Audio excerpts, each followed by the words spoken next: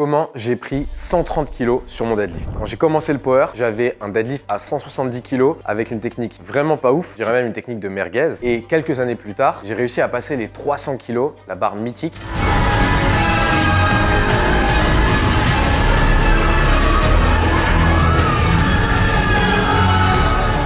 Et mon objectif aujourd'hui, c'est de vous dire comment j'y suis arrivé pour que vous puissiez vous aussi reproduire ça chez vous. Il y a deux axes extrêmement importants pour progresser au deadlift. Le premier axe, c'est l'axe de la technique et le deuxième axe, c'est l'axe de la programmation. Donc, je vais vous parler de ces deux axes et vous dire qu'est-ce que vous devez faire au niveau technique et qu'est-ce que vous devez faire au niveau programmation pour devenir plus fort au deadlift.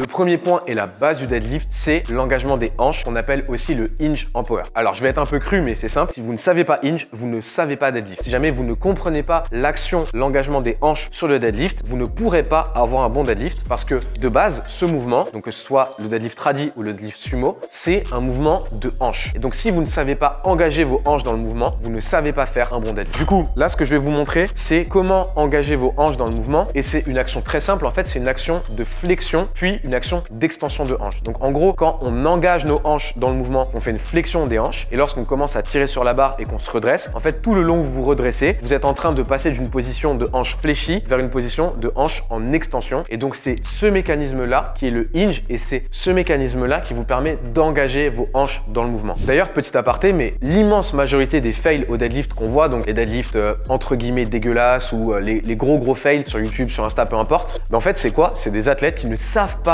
engager les hanches au deadlift et donc c'est ça qui donne ce truc un peu entre guillemets dégueulasse. Et donc si jamais vous savez engager vos hanches, vous savez hinge, vous aurez un bon deadlift. Donc je vous montre ça tout de suite avec les haltères. Alors du coup, pour vous illustrer correctement ça, je vais devoir enlever mon t-shirt. Je suis à mon prime physique. Là, le problème, c'est qu'il fait froid, on est dans le bunker, donc vous verrez pas, mais je suis à mon prime physique. Parce qu'on se prépare pour Sheffield dans 3 semaines, le tournoi des champions. Dans 3 semaines, je représente la France au sommet du powerlifting contre tous les autres champions du monde. Et les boys, j'ai prévu qu'on gagne. On va tout leur prendre, on a dit, même leur goûter. Donc là, dans cette position, si jamais je me baisse pour attraper la barre et que en me baissant, je fais ça, là ici, vous voyez que j'ai aucun engagement au niveau de mes hanches. J'ai aucune flexion au niveau de ma hanche puisque, entre guillemets, je me tiens quand même assez droit, même si je suis complètement arrondi. Donc, je vais attraper les haltères sans hinge au niveau de mes hanches. Comparé à, je vais me pencher pour attraper les haltères en engageant les hanches et vous allez voir la différence. Donc, concrètement, comment est-ce qu'on apprend ça? Ce que je vous conseille, c'est de faire ce qu'on appelle le wall touch. Vous allez commencer dos au mur. Vous allez avancer de 1 pas. Vous allez très légèrement fléchir les genoux. Et à partir de là, en fait, ce qu'on veut, c'est imaginer que vous allez vous pencher pour attraper une barre, mais en envoyant les fesses légèrement vers le mur. Donc, en gros, ça vous donne ça. Donc maintenant, on illustre ça avec les haltères.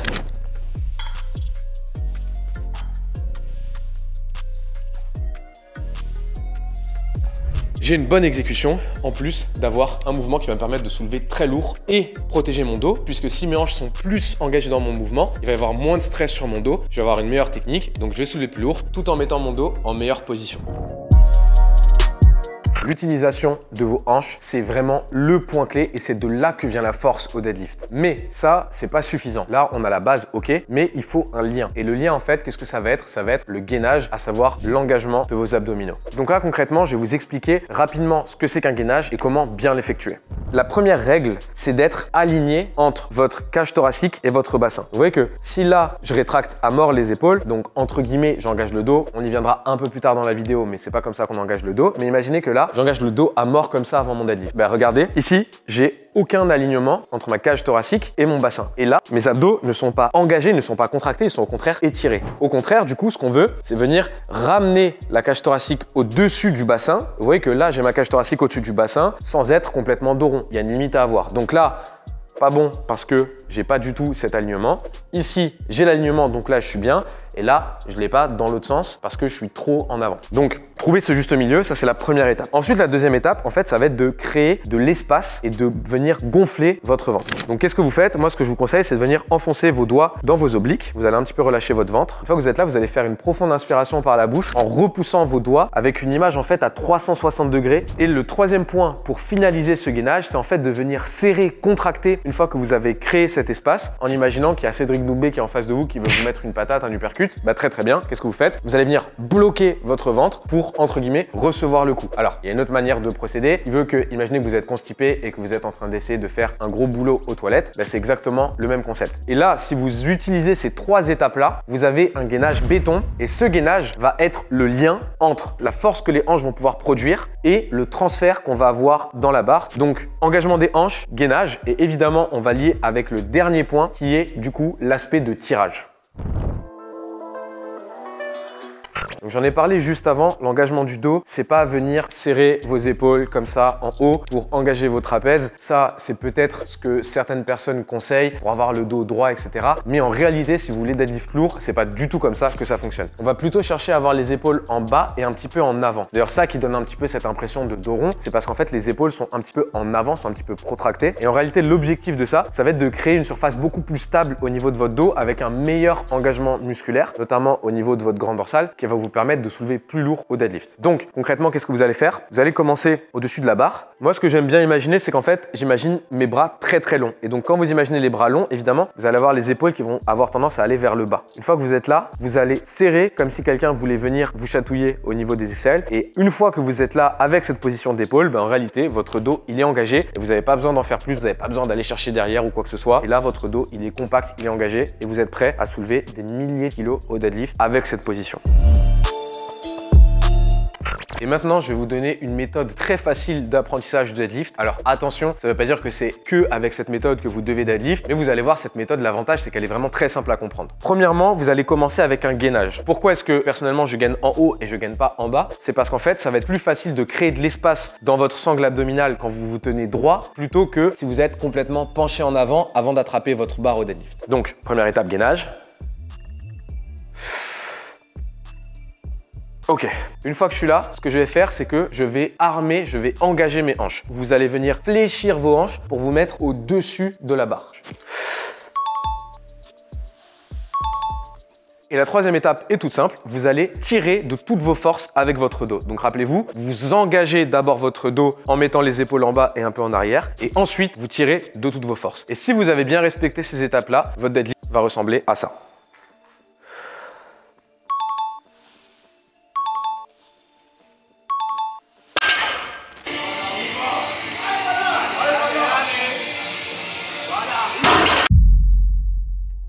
Donc, comme vous pouvez constater la différence entre ma technique actuelle au deadlift que je viens de vous démontrer ou la technique que vous avez déjà pu voir sur certaines de mes vidéos, comparé à comment j'ai commencé le deadlift, en fait, il y a plein de choses qui n'allaient pas. Déjà, 1, j'avais aucun gainage. 2, je ne savais pas utiliser mes hanches. Ça se voit, je m'assois à mort au début, mes hanches remontent de 10 cm au moment où la barre décolle. Donc, il y a zéro engagement des hanches. Et enfin, je me faisais complètement tirer par la barre en avant. Et donc, c'est pour ça que là, cette méthode que je viens de vous montrer aujourd'hui, ces aspects techniques dont je viens de vous parler aujourd'hui, c'est en fait la base du deadlift. Et gardez en tête, en fait, vraiment, si vous séquencez tout étape par étape, première étape, le hinge, vraiment bien avoir un bon hinge dans votre mouvement, que ce soit du tradi ou du sumo, c'est pareil. Deuxième étape, le gainage, vraiment toujours revoir votre gainage. Est-ce que je gaine à fond? Est-ce que je pourrais faire encore mieux que ça ou pas? Et enfin, troisième étape, l'engagement de votre dos, vraiment venir recruter chacune des fibres musculaires que vous avez dans votre dos avant de commencer à deadlift. Si vous faites tout ça dans l'ordre avec cette séquence, comme je viens de vous le montrer, vous n'avez aucune excuse pour ne pas avoir un deadlift parfait techniquement.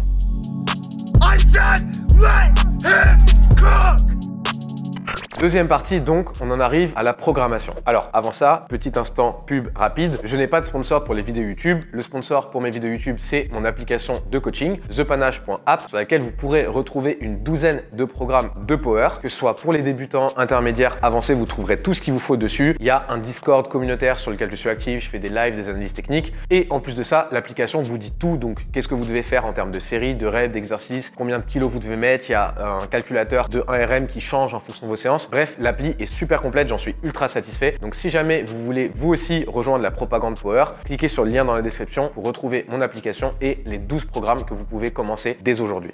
Donc maintenant, revenons-en à cette histoire de programme. En gros, ce que je veux vous dire par là, c'est que vous ne pouvez pas devenir plus fort au deadlift en faisant seulement des tirages, du renfort, etc. Pour devenir plus fort au deadlift, il faut faire du deadlift. C'est assez simple comme ça et ça peut sembler évident. Mais par exemple, un joueur de foot, évidemment, il va devoir faire du renfort physique à côté, etc., de la prépa, mais il va devoir faire surtout beaucoup de foot. Et bien, c'est un peu pareil avec le power. Si jamais vous voulez devenir fort en power, donc au squat, au bench ou au deadlift, il faut pratiquer le power. Ça ne veut pas dire pour autant qu'il ne faut faire que ça, il faut faire que du squat, du bench, deadlift. Moi, à titre personnel, c'est souvent ce que je fais dans mes programmes. Ça m'arrive des fois de faire des petits programmes avec 1 ou 2 exercices accessoires, mais c'est très rare. Et le reste du temps, je fais que du squat, du bench et du deadlift. Et la raison, elle est simple. Plus vous allez pratiquer un mouvement, plus vous allez être à l'aise dessus, plus votre technique va s'améliorer, plus vous allez avoir des adaptations nerveuses, plus vous allez aussi avoir des adaptations au niveau de vos tendons, de vos ligaments, etc. Et c'est pour ça que selon moi, pour devenir plus fort au deadlift, il faut faire du deadlift. Maintenant, si jamais vous êtes débutant, vous faites du deadlift une fois par semaine, je ne vous conseille pas de passer à 3 deadlifts par semaine directement. Commencez par passer à 2 deadlifts, voyez comment vous vous en sortez et ensuite, pourquoi pas progresser jusqu'à 3 deadlifts par semaine. Mais dans tous les cas, le fait d'avoir une plus grande pratique sur le mouvement vous permettra d'être plus fort quoi qu'il arrive.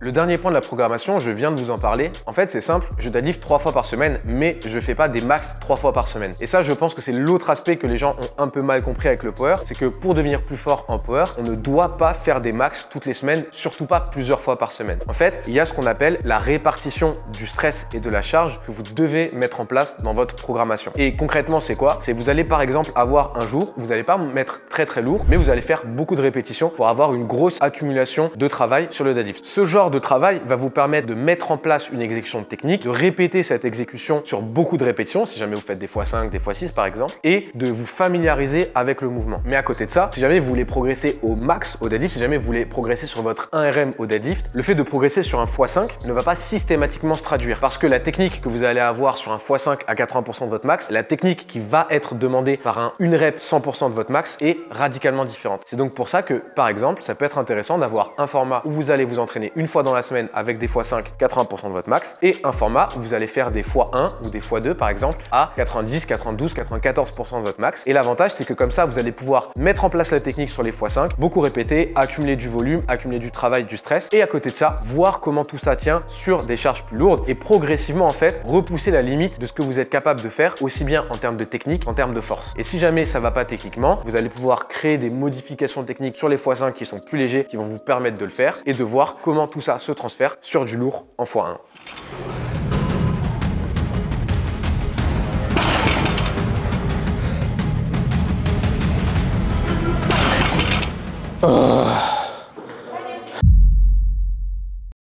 Pour clôturer cette vidéo, je voulais vous dire ça. Vous ne pouvez pas savoir si vous serez fort au deadlift ou pas avant de vous être entraîné longtemps pour ça. Dans l'intro, je vous ai montré mon deadlift à 170 kg, mais en réalité, quand j'ai commencé la muscu, j'avais à peine 60 kg au deadlift. Je galérais même à faire les 60 kg. Et c'est parce que j'ai commencé à m'intéresser à ce mouvement-là, c'est parce que j'ai commencé à le pratiquer, c'est parce que j'ai commencé à raffiner ma technique dessus, que j'ai finalement pu progresser. Je suis donc passé par les 170 kg que vous avez vu lors de l'intro, puis 200, puis 220, et ainsi de suite, jusqu'à finalement passer la barre des 300 kg.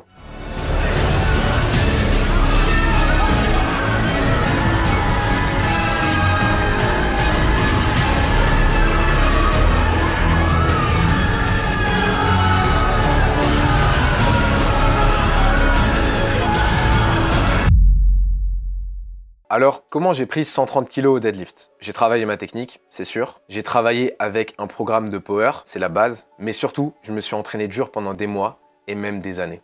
Et maintenant, si jamais vous voulez devenir fort au deadlift, bah c'est à vous d'en faire de même. Voilà les boys.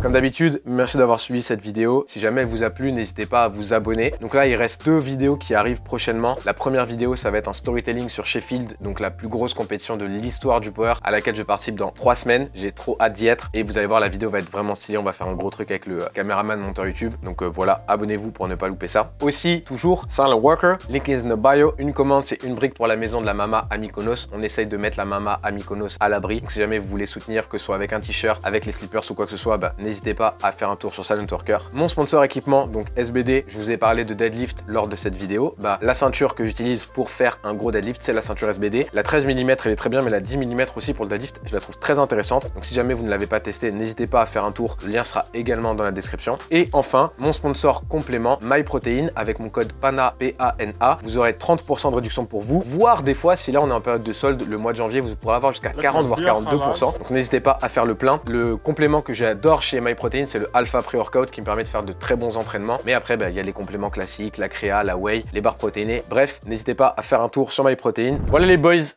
Ça y est, on arrive à Sheffield. Donc là, ça va devenir de plus en plus intense et de plus en plus intéressant. Et je compte faire de mon mieux pour représenter la France au plus haut niveau du powerlifting. Mais ça, on se retrouve dans la prochaine vidéo pour en parler. Allez, bisous les boys!